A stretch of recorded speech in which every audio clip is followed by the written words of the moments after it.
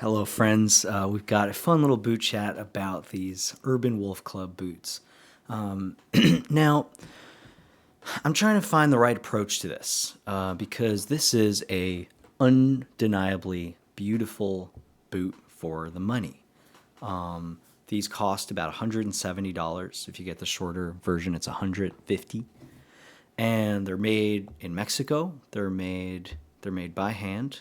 Pardon the focus, and they are made with components that you don't find on $300 boots. They're made with components that you pretty much only see on 350, $400 boots. The stitching is great. The pattern is very, very decent. Execution is wonderful. Okay, you got brass tacks, leather stacked heel, 360 leather flat welt, pretty much all leather construction. I don't know if the heel counter's leather. Yushu, who's got a great YouTube channel, I think he dissected these boots. I would not be surprised if that's leather, if the heel counter's leather. Now, if you can sense the hesitation in my voice, it's just because these uppers they leave a lot to be desired. They have a plasticky, really thick kind of top coat that make the boot squeak. They're not.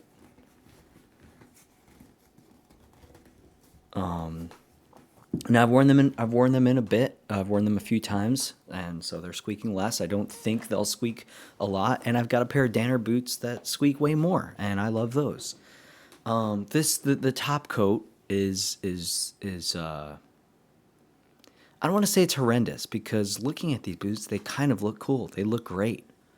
I had these custom made essentially. I had the pattern. They were inspired by the double RL Victor boot, or something like that. It was a beautiful double RL boot that I believe was made in England or was made in Los Angeles by Julian Boots, but just a really, really nice 8-inch height, kind of very sleek brown plain toe boot that was like inspired by kind of like an old Red Wing work boot, but just refined and beautiful. And that's kind of what I was going for. I was going for an affordable version of those. And I wasn't expecting those because those are, $1,000 double RL boots. They don't make them anymore. But I was expecting a better upper. In the description for this boot, it says it's a full grain cowhide. All the reviews I've seen of Urban Wolf Club online have been just spectacular. Now mostly I've only seen the nubuck, their nubuck leathers. Their burgundy leather too. I saw that covered, and it didn't have this kind of like really thick top coat. Now what is the issue with the top coat? Well, quality wise, for in this case, not a lot because it's a really, really thick leather. Not really thick, but certainly thick enough. I mean, look at that tongue. Look how thick that tongue is. So quality wise, I think these will be fine. Like I was considering using these on the farm, using them as work boots. They could take it. It is so far so good. It looks like just a beautifully well made boot. Made better than lots of my Chippewas that I love. The shot boots, arguably Red Wing. I mean, these have a leather midsole. But there's something about the top coat that I'm just like, you can do better, right? Urban Wolf Club does do better. I think I kind of got a luck of the draw where they were messing around with some brown cowhides, and they kind of threw it into this order, and just sort of hoped for the best. And maybe some people got these boots and are really, really happy with them, with this leather, with this upper.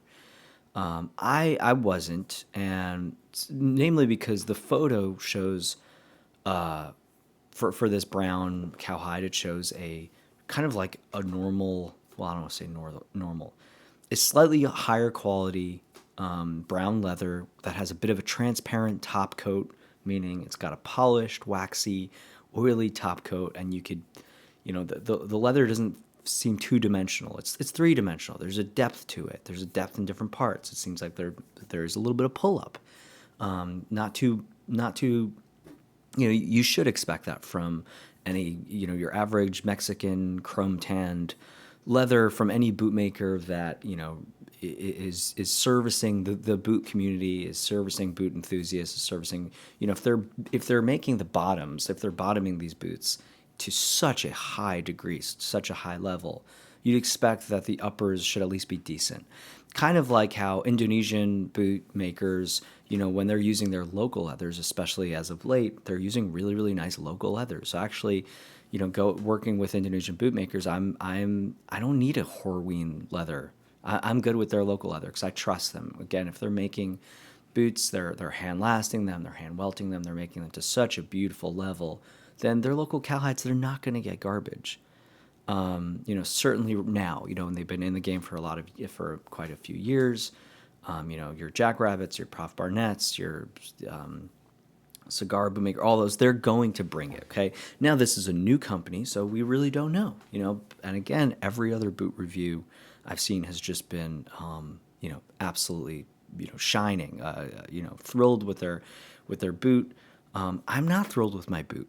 I'm grateful. I'm grateful for the craftsmanship. I still think it is a good value, but it's only a good value if you're going to like the boot and want to reach for it. Now, and lastly, I will say that they had a totally different outsole on the in the photos. They had like a more of a military style outsole that looked really cool, and was a big part of me wanting these boots. Is like I was really going for that kind of like post World War II military inspired boot, and that was like really important to me. And then when they came with these kind of mini lug Vibram knockoffs, which isn't terrible. It's not great. You can see on this boot, I've worn these maybe 3 times, and it's already kind of wearing like that. So again, it's mostly about like whatever I'm paying for a boot. It's still $150, $170. I just want to know what I'm getting. Or know that I won't know what I'm getting. But having one very specific outsole in the photos, which again I really loved. I loved the look of it, and then the boot showing up having a totally different outsole. It's like, well, outsoles are important, are especially important to, boot nerds and enthusiasts, where you're going for something specific. And so again. If a buddy comes to me and goes, "Hey, I'm not spending more than $150 on a boot. What have you got? What's the best bang for your buck?" I'll still send them to Urban Wolf Club. Like, I think it's just inarguably the best bang for your buck. However, once you are spending $170 and you're trying to get something, I just want to know what I'm getting. And so all that to say, I went back to them and I said, "Hey, these are really, really beautiful boots. However, I feel a little bit deceived. The upper looks very, very different. It's this really, really thick, plasticky top coat. Zero, there's no pull up. You're just seeing the actual leather move, but there's zero pull up. It's a very, very plasticky top coat, which again you will see. That the now infamous takedown of the Alden Indy boots from Rose Anvil. He's messing with a Horween leather that has a similar top coat. However, I have other leathers with thick top coats, namely actually a couple of Danner boots as well.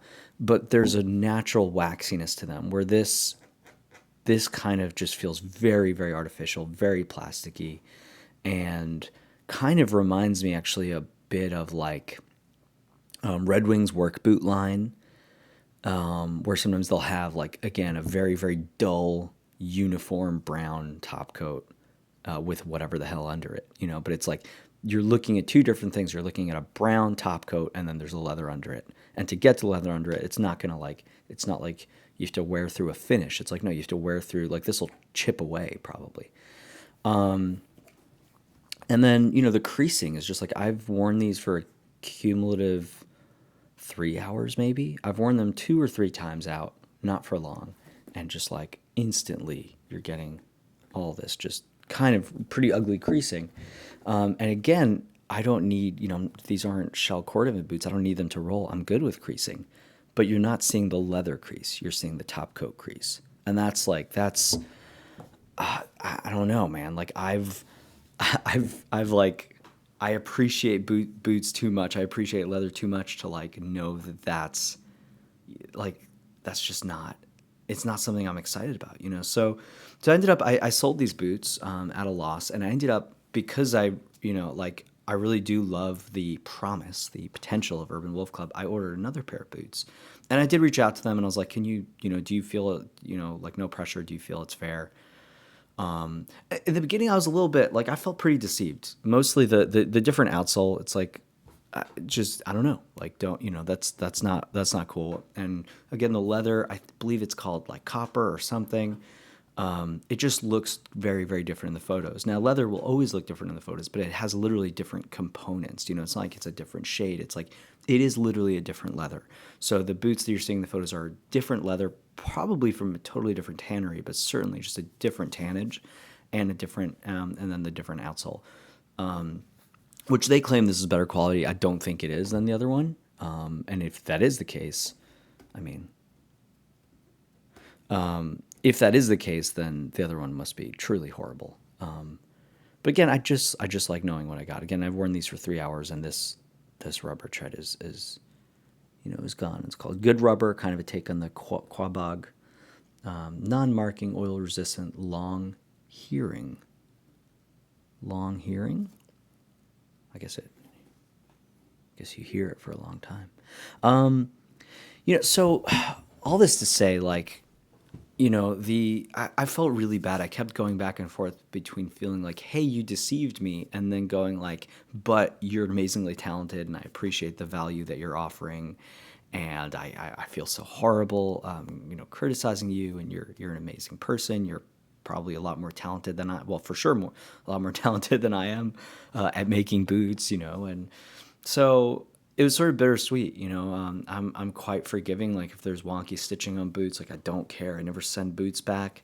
These are made by human beings, and in this case, this is made by one human being or a few human beings in a small workshop in Mexico that, again, they're offering an incredible value. It's like, let's just, we could focus a whole video on like leather stacked heel, beautiful curve, like my Cardobes boots. So what's the engineer boots that I covered? They couldn't even do like like this finishing is a whole other level from them, and their boots cost like $350, so sometimes upwards of $4. So the finishing on this is like remarkable. These are beautifully finished. The stitching is wonderful. Okay, but I felt like I felt like I was taken for a ride a little bit. And again, I would be happy to wait if they go, hey, or happy to go like, hey, this cowhide's a little bit different. Our outsole's also different. Just check these out. Are you okay with this? And then I say yes, and then we're good. But it's just like, well, it's sort of like the implication of you're not paying that much for this, so we're going to do whatever we want. It's like, it's still $150, $170 in my case. Like, that's a lot of money, $30 more, and you're at $200. You could buy a Mirman boot. They're very often on sale for $200. Like, you're still in a competitive range. Okay, it is the best value, I'd argue. But like, there's the Jim Green Nunezan boot is on sale for $150, and that's a really high quality boot. That's like a veg retan leather. That's, like, that's a very, very high quality boot. So again, you're competing. You're still. I bought those Rios and Mercedes boots for not that much above $200, and that's a $1,000 boot. So you still have to give certain enough value for money, and like the bottom. It's really just this leather. It's this leather and this leather. The stitching, like, that is the great value of this. The silhouette's really nice. The last is bulbous and decent, kind of an unremarkable work boot last, also very reminiscent of Red Wing 90s boots. I've got these laced up kind of tight, which I actually think makes them look better, less kind of like bulky and round, and it creates a little bit of like a high waist here, which I think is really, really cool. I also added these laces, again, going for that double RL Victor boot, but these, this leather's kind of unremarkable, and or I wasn't expecting it to be remarkable. It leaves a whole lot to be desired, and it kind of, as like a connoisseur. I'm not a connoisseur, far from it. As an enthusiast, as like a nerd, as someone who does pay attention to this stuff, it matters to me. Your leather shouldn't be creasing like this, with literally 3 hours of working, of wearing them, not working actually, of just wearing them. So I feel that they kind of, they were probably messing around with different leathers. In the response, he's like, well, it's a T-core leather. And I was like, well, it's not a T-core leather because number one, it's the same shade inside. It's the same brown. That's not a T-core. T-core is when you have a different shade up top that reveals a very different shade on the bottom. And number two, a T-core is something that does, very, very beautifully with wear, slowly wear off, where this will just chip. Like for sure, this leather will just like chip. It will not be a beautiful kind of T-core patina. So again, I was like, I feel like you're not being totally transparent with me. And that was a bit of a bummer. So again, there's a language barrier, but yeah, and also they go like free returns. It's like, well, you didn't really offer me a return when I said I was unhappy. So it isn't, at least in my case, it was not free returns, maybe because it was custom makeup, which I respect. My grandfather always used to say cheap is expensive. And in this case, it was. Now, I kept going back and forth, especially just seeing how happy other people are with this bootmaker, and then talking to him and kind of having a few vulnerable exchanges where, I was like, I really, I respect what you do, and I think you're incredible, and I don't mean to disparage your work, but here's why I feel A, B, and C, and he really kind of owned it up and agreed and kind of apologized, and I wasn't looking for an apology, I was just looking for transparency and like honesty, and so I ended up going like, hey, I'd love to, if you're willing to give me a small discount, I'd appreciate it. No pressure, but I'd love to try another boot. So I did order a brown rough out leather because I do think that this boot in a rough out, because I don't really care. I mean, this would be an unbecoming lining. I wouldn't really love this inside. It's going to hurt your breathability, but that's a really, really nice rough out. That's a pretty decent rough out. So again, if they're going to be clicking for a rough out, I just imagine I don't like nubuck leather generally speaking, personally, but it's a great quality leather. I'd rather nubuck than this for sure. But I want the rough out, so I'm really optimistic that that's going to be a super nice boot. The outsole still like no matter what outsole I end up with, like the quality just seems to be a little bit dubious. Like I'm not sure, but then you've got these beautiful brass tacks, which again you only see in like higher end boots. It's a really nice touch. So I think that, to be honest, so I think Urban Wolf Club again, great value for money, but I do think they're a little bit in their infancy, and I think if they do get their act together with finding a cheap, affordable outsole, but still has it is just like doesn't just kind of start chipping away right away. If they have somewhat just a slight consistency with their leathers, and I think get foolproof leathers. Nubuck is actually a foolproof leather. That's a smart leather to use for them. They should use more rough out. That is again it's a foolproof leather, and with their just full grain cowhides, they should just like at least be very transparent of your top coat and in your photographs. But I think they could do better, and I'm sure they will.